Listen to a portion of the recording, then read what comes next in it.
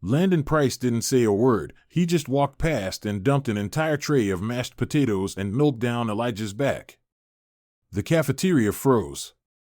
Elijah stood up slowly, eyes locked on Landon, and said in a voice calm enough to rattle the walls, "Clean it up." Micah Turner adjusted the strap of his backpack and stared up at the front of Oak Hill Junior High. The red brick building loomed larger than life, casting long shadows across the front lawn.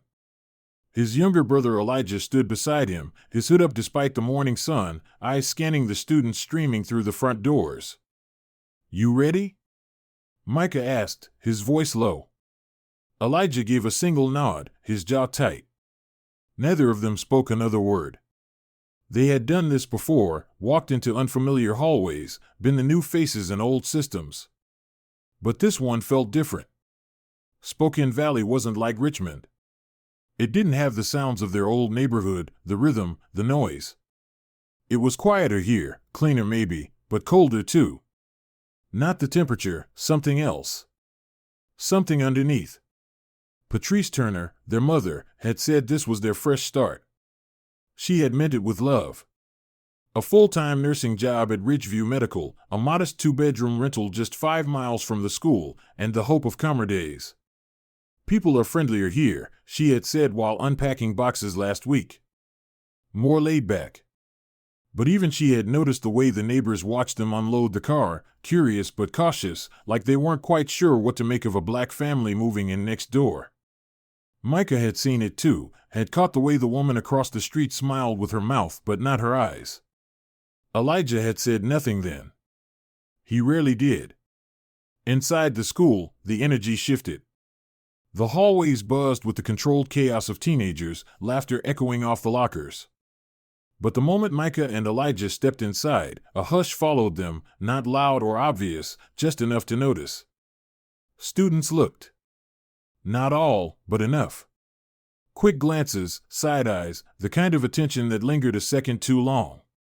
Micah could feel it in the way the hallway seemed to part for them but never welcomed them. In homeroom, the teacher, a wiry man named Mr. Lawson, introduced them with a brief wave. "These are the Turner brothers," he said, already turning back to the attendance sheet. "They just moved here from Virginia, right?" Elijah nodded. "Cool," Lawson said, then without another word, continued roll call. Micah scanned the room. A few students looked curious. One kid, blond with braces, gave a half-smile. But another, broad shoulders, Letterman jacket, muttered something that made the girl next to him snicker. Elijah turned slightly, eyes narrowing. Micah touched his arm. "Let it slide." At lunch, they sat alone. No one invited them to their table. They didn't ask. They were used to this part. The cafeteria was filled with chatter and cliques that had no room for them. As they ate, a hush fell around them, not because of anything they did, just because they were there. A basketball bounced past their table at one point. A boy chasing after it paused mid-run, just long enough to stare, then kept going. "This place feels like a history book with Wi-Fi," Elijah muttered. Micah almost laughed. "That's a line." Elijah smirked, but only briefly. Then his gaze shifted past Micah. A tall white kid in a football hoodie walked by, shoulders bumping Elijah's backpack as he passed. No apology. No acknowledgement. Micah looked up. The kid kept walking. A girl with pink headphones giggled at something he whispered. Elijah set his fork down slowly. "Trevor Price," someone said behind them. "Thinks he owns the school." The voice came from a boy wearing a faded Pokemon shirt and oversized glasses. He didn't introduce himself, just said it and walked away. The rest of the day passed in a blur. More stares. More whispers. Gym class was the worst. During a flag football game, Micah caught a pass and sprinted down the field. Trevor accidentally shoulder-checked him into the dirt. Laughter followed. Coach Daniels, a gray-haired ex-military type, blew the whistle but didn't call foul. "Shake it off," he barked. When Elijah helped Micah up, Trevor smirked. "Didn't see you." They're slick, he said. Fast, but not very big. Micah stared him down. Elijah stepped between them. We good, he said under his breath. Not worth it. After school, they walked home in silence. Their neighborhood looked peaceful, but it didn't feel like home yet. Not really. That night, they trained. The dojo was behind an aging strip mall just off Sprague Avenue. The place was dimly lit and smelled faintly of liniment and old sweat. But it was familiar. Mr. Sato, a quiet Japanese-American man in his late 60s, greeted them with a bow. Your father was like a storm, he told them once. Quiet wind until it struck. He never charged them. For Terrence, he always said. He was my student first. Micah practiced his strikes in silence. Elijah worked on his blocks. They didn't speak, didn't need to. Their movements were in sync, smooth, focused.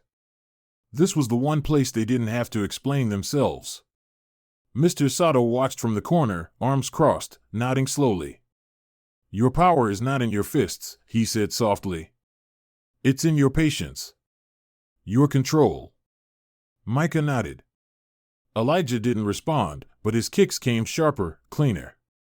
Back home, their mother was asleep on the couch, her scrubs still on. They pulled a blanket over her, then sat in the dark kitchen with the fridge humming quietly. You think we'll always be this out of place? Micah asked. Elijah leaned back, eyes on the ceiling. I think we were never meant to fit in, he said. We were meant to stand out.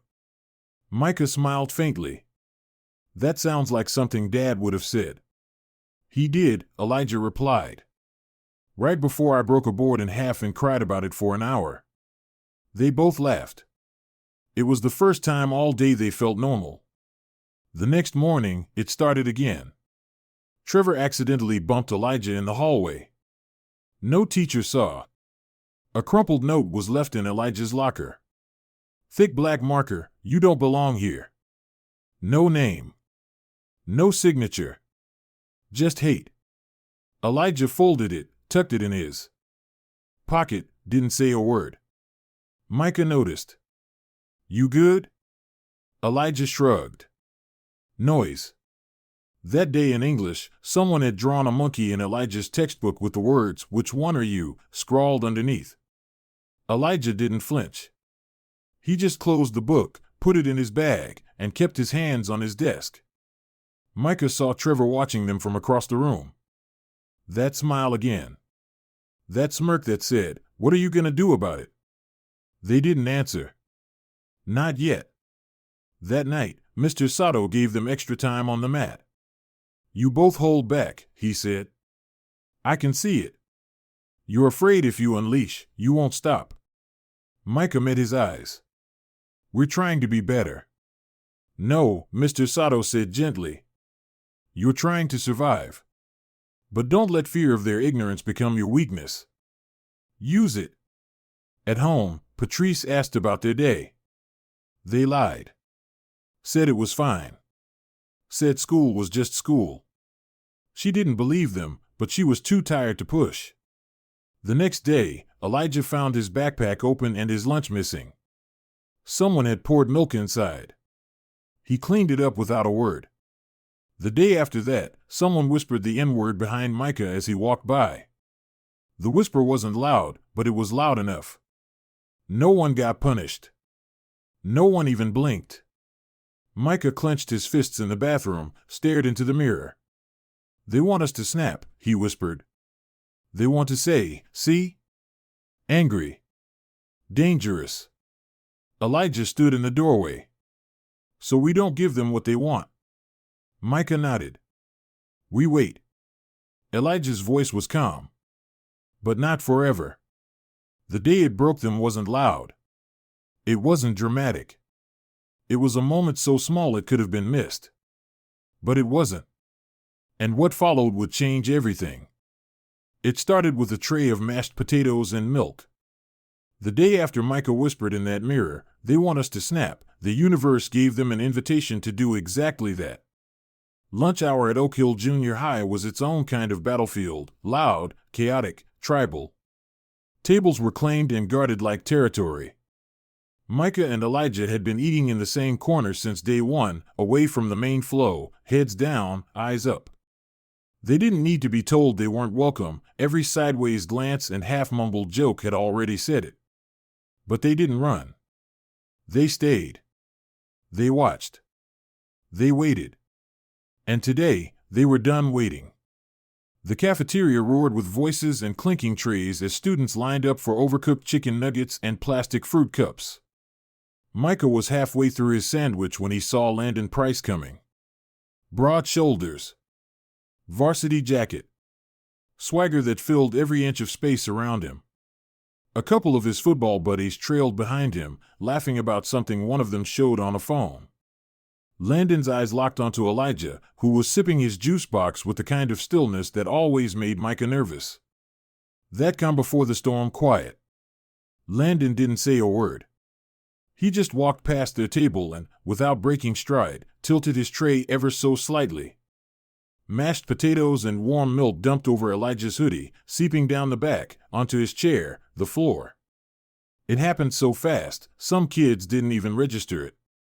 But those who saw it, they froze. The entire section around them went silent like someone had hit the mute button on a TV. Elijah didn't flinch. He set his juice down gently. Micah's heartbeat spiked. This was it. Clean it up, Elijah said. His voice wasn't loud, but it cut through the quiet like a blade. Landon paused, pretending to look confused. What?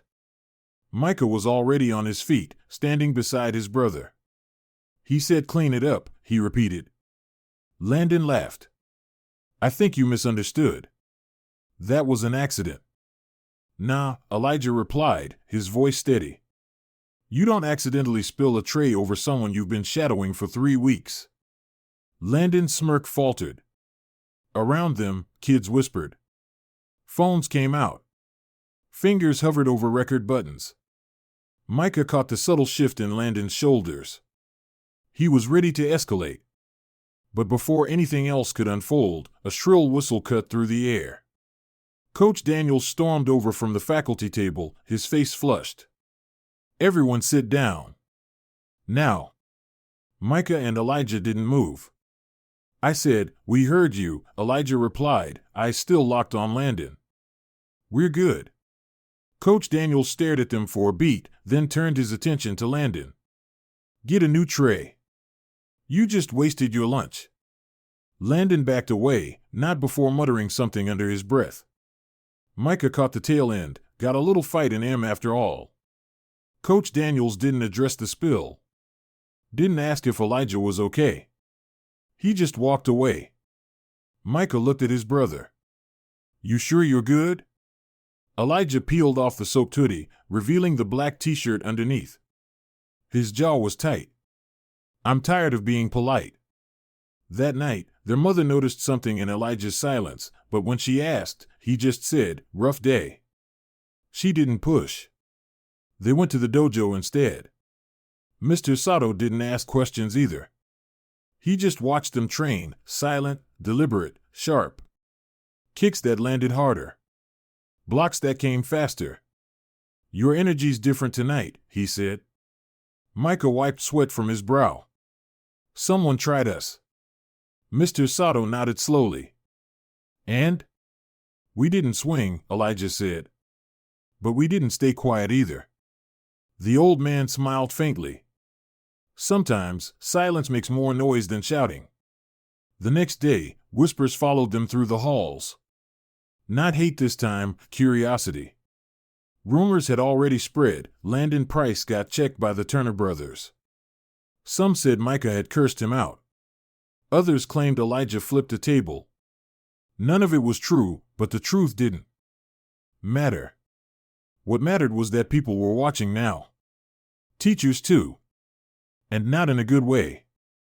In fourth period, Miss King stopped mid-lecture to ask if Micah had something to add, even though he hadn't spoken. In PE, Elijah got benched for being too aggressive during dodgeball. The tension wasn't just from students anymore, it was systemic. A day later, they were summoned to the front office. Ms. Granger, the assistant principal, greeted them with a tight-lipped smile and a folded paper in hand. "We've had some concerns," she began. "Some of your classmates feel intimidated." Elijah leaned back in his chair. "By us? No one's accusing you of anything. This is just a check-in. A reminder to stay mindful. Tensions can build quickly in schools like ours." "Schools like ours," Micah repeated. "What does that mean exactly?" Ms. Granger blinked. "Let's not make this into something it isn't." Elijah looked her in the eye. "We didn't start anything." "Good," she said, standing. "Let's keep it that way." They left the office with more eyes on them than when they entered. That afternoon, as the final bell rang and students flooded out of the building, Micah and Elijah took the back route toward the neighborhood trail behind the staff parking lot. That's when they saw them. Landon, Bo, and Marcus, his two football sidekicks, leaning against a black truck parked just beyond the camera line. "Told you they'd take the bait," Bo muttered. Landon stepped forward. "We just want to talk." Elijah's fists clenched. Micah stepped slightly ahead. "You sure you want to do this? You two think you're better than everyone?" Landon asked. "Acting like saints. Like you're above the rules." "We just mind our business," Elijah said. "You should try it." "Yeah?" Landon snapped. "Then why are you making us all look bad?" Without warning, he swung. It was fast, but not fast enough. Micah ducked. His training kicked in like muscle memory. Pivot. Grab. Sweep. Landon hit the pavement. With a heavy thud. Bo lunged next, arms wide. Elijah sidestepped, grabbed his wrist, twisted, dropped him with a clean takedown. Marcus hesitated, looked at his friend sprawled on the ground, then backed off. A soft buzz filled the air. Someone behind a nearby car had their phone out. Recording. Not yelling. Just watching. No one intervened. No one had to. The Turner brothers didn't throw extra punches. They didn't yell. They just stood there, breathing hard, back straight. "We done?" Micah asked. Landon groaned, clutching his ribs. "You don't belong here," he muttered. Elijah crouched beside him. "Say it louder for the camera." Landon looked up and saw the red light blinking on the screen. His face paled. The next day, that video hit Snapchat. Then TikTok. Then Instagram. Turner Brothers wreck Landon Price, but do it with style. No yelling. No brawling. Just precision. Control. Discipline. It spread like wildfire. Parents saw it. Teachers. The district superintendent. People argued online, some called them violent, others called them heroes. But the footage didn't lie. They were calm. Measured. Trained. The story exploded, not because of the fight, but because of how it was fought. News trucks parked outside the school within days. Board members held emergency meetings. And suddenly, Micah and Elijah weren't ghosts anymore. They were something else. Something undeniable. The quiet kids had spoken. And the world finally listened. The video exploded before Micah and Elijah even made it home. By the time they kicked off their shoes in the narrow living room of their rented duplex, their names were already trending in local group chats, on Snapchat stories, and in hushed hallway whispers across half the district. Someone had uploaded it with the caption, "Turner Brothers don't play, this is what control looks like." The footage was grainy, phone held, but the message was clear. 3 football players down. 2 brothers standing. No yelling, no taunts, no wild punches, just clean, precise takedowns and a silence that somehow spoke louder than fists ever could. Patrice was still at the hospital when they got home, so the boys sat in the quiet, the video replaying on Elijah's phone like a scene from a dream they weren't sure they had actually lived. "We're gonna catch hell tomorrow," Micah said. Elijah didn't look away from the screen. "Yeah," he murmured. But this time, they can't pretend they didn't see it. The next morning, Oak Hill Junior High was a different place. Not visibly. The lockers still slammed, the bell still rang, the intercom still crackled with its half-awake morning announcements. But the atmosphere? It buzzed with attention. Heads turned as they walked the halls, not with malice this time, but with a kind of curiosity that felt heavier than hatred. Some kids nodded at them quietly. Others stepped aside. But a few stared with eyes that said, "How dare you not stay in your place?" In homeroom, their teacher, Mr. Lawson, didn't make eye contact. In second period, a student whispered, "That's them," like they were legends and threats all at once. By lunch, the video had reached parents. And administrators. And news crews. Oak Hill's front office was flooded with phone calls, some demanding answers, others expressing support. The principal called an emergency assembly to address recent events. Micah and Elijah were pulled from class just before fifth period. Ms. Granger met them in the office, looking even more strained than usual. Her voice was clipped and professional, but her eyes flickered with unease. "We'd like to discuss what happened yesterday." "We didn't start the fight," Elijah said flatly. "We know," she replied too quickly.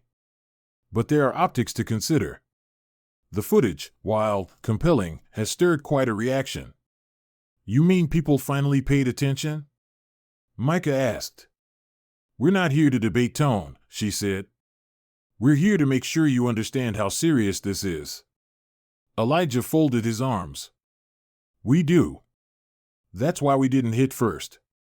The room went quiet. Even Ms. Granger didn't have a response. After a long pause, she sighed. "We've decided not to suspend anyone involved. But we're asking you both to avoid further confrontations." "Tell that to the people who cornered us," Micah muttered. Ms. Granger blinked. "We're handling them as well." That afternoon, the superintendent released a statement to the media. "We are aware of the incident at Oak Hill Junior High and are taking steps to investigate thoroughly. Our commitment to student safety and equity is paramount." But by then, the story had already taken on a life of its own. Local reporters showed up outside the school gates. Students filmed short interviews on TikTok talking about the brothers. Some praised them. Others questioned why it took a fight to get attention. And then the dam broke. One by one, students of color, quiet kids, overlooked kids, began speaking up. A sophomore named Ravi posted screenshots of group chats where he'd been mocked for his accent. Emily, a quiet Vietnamese-American girl, uploaded a photo of her locker door with a slur scrawled across it in permanent marker from last semester. No one had done anything. Darius, a black 8th grader, recorded a video saying, "When I saw Micah and Elijah stand up, I realized I didn't have to keep swallowing everything." Suddenly, it wasn't just about two brothers. It was about everyone who'd been invisible, dismissed, or silenced. Parents started asking questions. Why were complaints being ignored? Why did students feel unsafe? Why did it take a viral video for anyone to listen? In response, the school board scheduled a town hall. It was packed: students, teachers, parents, district officials. Even community members without kids showed up. The auditorium was hot with tension, every seat filled. Patrice Turner sat in the second row, still in her scrubs, her hands folded tight in her lap. When the superintendent took the stage, the murmurs died down. "We are here tonight," he began, "because two students showed the kind of restraint and discipline we should all be proud of." A few people clapped. Others stayed still. He continued, listing vague promises, new reporting systems, teacher evaluations, listening sessions. It sounded like noise until someone stood up in the audience. It was Elijah. He didn't speak loudly. He didn't need to. "We didn't do this for claps," he said. We didn't want to fight anybody. We just got tired of being invisible until someone wanted to push us. Silence. Then a student from the back stood up too. Then another. And another. One by one, they shared stories, quiet voices echoing through the space like thunder. A week later, Oak Hill announced real changes. A third-party firm would conduct a bias audit. All staff would undergo mandatory training. The school created the Peer Equity Council, a student-led group tasked with advocating for marginalized voices. Micah and Elijah were asked to join. They said yes, but insisted it be more than symbolic. The first meeting was held in the library. Half the room expected the brothers to come in angry, demanding, loud. But they didn't. They came in calm, focused, and organized. They laid out ideas for peer mediation, anonymous reporting tools, and classroom representation reviews. They weren't just reacting, they were building. Students began to follow their lead. Not out of fear, but respect. One afternoon, during passing period, a teacher who had never said more than 2 words to them pulled Micah aside. "You boys," she said, "you changed something. Even if it doesn't all show right away." Micah didn't respond. But that night, he wrote it down. That weekend, they returned to the dojo. Mr. Sato had been watching everything unfold from a distance. "You both have done well," he said, bowing low. "But that isn't why I asked you here." He led them to the back of the studio, where a small wooden box sat on a raised platform. Inside were 2 black belts, embroidered with their names in golden thread. "Your father left these," he said quietly. "He told me, give them to my sons when they understand that real strength is restraint, not rage." Elijah's breath caught. Micah felt his throat tighten. They bowed deeply, taking the belts with both hands. It wasn't just a symbol of martial skill, it was a rite of passage. The story didn't end there. It spread, first to other schools in the district, then to local media. Even a national outlet reached out. But Micah and Elijah didn't chase the spotlight. They kept walking the same halls, attending the same classes. Just now, they weren't alone. Kids began walking beside them, nodding in the hallways, asking to join the Peer Equity Council. Real change had started. Not because of a punch, but because 2 boys chose discipline when they had every reason not to. Months later, a mural was painted in the Oak Hill gym. It showed students of different backgrounds linked arm in arm. In the center were 2 silhouetted figures standing back to back, heads high. No labels. No names. But everyone knew. Micah and Elijah Turner weren't just new kids anymore. They were the ones who turned silence into a voice. And that voice? It would echo long after the last bell rang. Sometimes, silence is mistaken for weakness.